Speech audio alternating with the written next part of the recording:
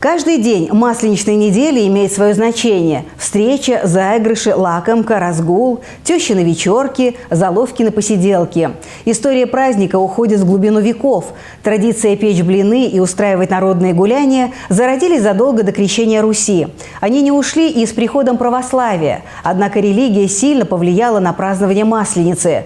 Прежде всего, на время проведения. Раньше Масленицу праздновали в день весеннего равноденствия, когда весна вступала в свои права. Праздник носил название «Комоедица». Сейчас же Масленичная неделя проходит строго перед Великим постом. И в церковной жизни эта неделя называется сырной седмицей. Из рациона исключается мясо.